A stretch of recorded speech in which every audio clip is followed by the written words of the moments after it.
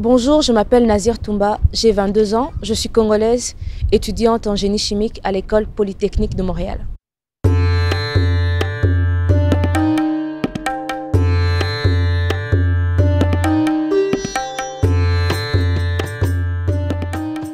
Et ça fait 3 ans, 3 ans depuis le 1er décembre 2014, donc 3 ans et quelques mois que je suis au Canada.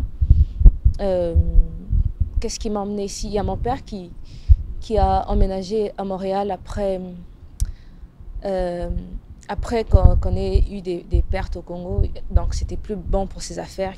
Donc il a emménagé ici. Il a emménagé ici, on l'a suivi 3 ans après, je crois. Je ne sais plus exactement combien de temps on l'a suivi, moi et toute ma famille. Donc c'est depuis ce moment qu'on est installé à Montréal.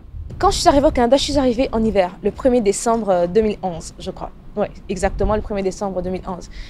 Donc quand je suis arrivée, on est sorti de l'aéroport, il faisait super froid, on grelottait et tout. Mais bon. Donc on est rentré à la maison. L'année 2012, quand on est arrivé, on était en pleine, au début du printemps érable. Donc l'année 2012, j'ai pas fait grand-chose, étant donné qu'on ne pouvait pas s'inscrire à cause de la grève, que je cherchais quoi faire, je ne savais pas exactement quoi faire, j'avais rien décidé encore. Donc j'ai passé l'hiver à la maison, carrément, tout l'hiver. Il faisait trop froid pour que je mette un pied dehors. Et c'était un duplex, on ne voyait pas les voisins ne nous voyaient pas. C'était un peu étrange puisque au Congo, à Kinshasa, on était habitué à vivre, c'était un peu plus communautaire. Et puis j'avais du mal à comprendre le québécois, le français parlé par les Québécois. C'était l'accent, les mots ne sont pas les mêmes. Mon adaptation, elle a été... Bon, à mon avis, je trouve que ça a été plutôt facile de se fondre dans la masse, puisque j'étais pas seule. Je suis dans une famille de 7 enfants, donc j'étais pas si seule que ça pour dire que j'étais mal adaptée ou quoi. C'était plus le transport. Les transports en commun, le métro, comment se retrouver quand tu prends son chemin, comment ne pas se perdre, se faire quelques repères pour ne pas oublier le chemin pour rentrer à la maison, ce genre de choses. Et la culture différente, ouais. À l'école, c'était différent, la façon dont on traitait les professeurs. Les professeurs, on les vous voit, le professeur venait en classe, il voulait qu'on puisse les tutoyer. Je trouvais ça bizarre. Mais ce qui m'a poussée à choisir Polytechnique, c'est... D'abord, quand j'ai commencé le collège, la première session, j'ai commencé le collège parce que je ne savais pas quoi faire. Techniquement, j'aurais dû aller directement à l'université puisque le système scolaire congolais est fait de telle sorte qu'après le secondaire, on fait 6 ans de secondaire. Après le secondaire, on est prêt à aller à l'université. Mais je ne savais pas quoi faire. Comme je ne savais pas exactement quoi faire, je me suis dit, au lieu de perdre une année à réfléchir, je vais m'inscrire au collège en sciences, parce que j'avais fait quelque chose de similaire au secondaire. Donc c'est ce que j'ai fait.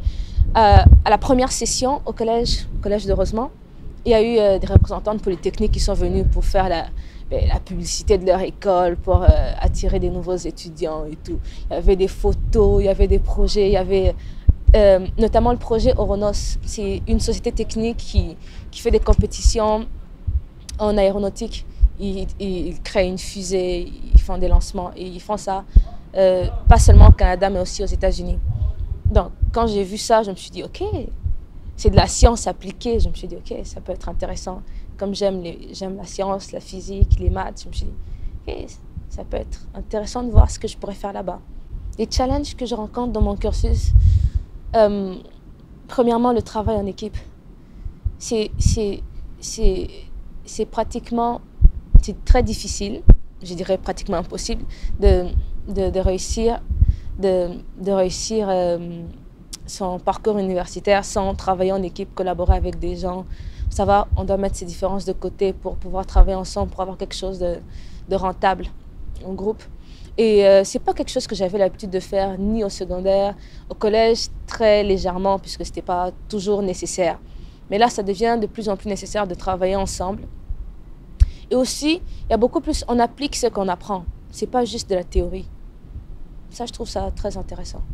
Le conseil que je donnerais à toutes celles qui veulent étudier en Polytechnique, ce serait d'être déterminées, de ne pas se laisser décourager. Parce que c'est sûr que ça ne va pas être difficile. D'abord, il faut remplir les conditions d'admission. Ensuite, ce n'est pas parce que tu remplis les conditions d'admission que ça va être facile pour toi. C'est deux choses différentes. Et faut s'adapter, c'est un rythme de travail très soutenu. Tu n'as pas le temps de respirer. Faut être prête à faire des sacrifices. Tu sacrifies ta vie sociale, le sommeil. Donc, mais après, c'est très gratifiant. On sert à quelque chose. C'est important. La plupart des Congolais qui sortent du pays, généralement les parents, les oncles, la famille, quoi, nous disent non, il ne faut pas traîner avec les Congolais ne sont pas sérieux. Les Congolais se sont fait une réputation, surtout les Congolais de la diaspora, se sont fait une réputation comme quoi ils ne sont pas sérieux, ils ne sont pas responsables, surtout ceux qui sont en Europe. Mais en général, c'est comme ça. C'est ce qui fait que les parents et la famille conseillent ça. Quand je suis arrivée à Poly, mon frère connaissait un autre Congolais qui était à Poly. C'est lui qui m'a un peu... Il m'a montré la salle où j'avais cours le premier jour. Il m'a présenté sa cousine, qui est aussi ici.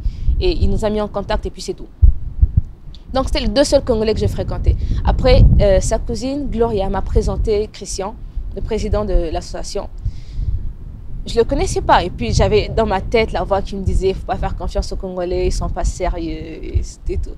Donc je me suis méfiée normalement. Je me suis dit « ok, si je dois rejoindre une association, il faut que l'association puisse m'apporter quelque chose, un plus que je n'aurais pas de moi-même. » Et jusque-là, je ne vois pas l'intérêt que j'aurais à rejoindre l'association. Et on est resté là. Et après ma première session, j'ai vu au fait ce que l'association pouvait apporter. C'est pas seulement le plaisir d'avoir des gens de la même communauté avec qui vous pouvez discuter et tout. C'est un soutien scolaire. Ils apportent vraiment un soutien scolaire et ça aide à la réussite parce qu'il y a des cours en parallèle et aussi un soutien de savoir qu'il y a des gens comme toi qui sont passés par les mêmes épreuves que toi, qui ont le même parcours scolaire que toi, qui peuvent le faire, qui ont une très bonne moyenne, qui s'en sortent super bien à l'école. Et ça se dit que je peux aussi le faire quand tu vois des choses comme ça. Alors, et en plus de ça, notre association, on a, dans nos projets, on a eu une réalisation, il y a 2 sessions, on a récolté des livres de sciences, de Polytechnique, d'ingénierie qu'on a envoyé à la faculté Polytechnique de l'UNIKIN à Kinshasa. Et je trouvais que c'était vraiment très important parce que c'est les ingénieurs qui sont censés construire un pays. Alors si on veut que notre pays puisse se relever, il fallait encourager les études en ingénierie et tout. Et c'était un projet très intéressant. Je me suis dit peut-être que les parents n'avaient pas raison. C'est pas un parcours facile. Si on s'attend à la facilité, c'est sûr qu'on va être déçu. Mais il faut pas se laisser décourager. Il faut pas accepter un refus. Il faut être prête si on se fixe un objectif, prendre toutes les mesures nécessaires pour l'atteindre.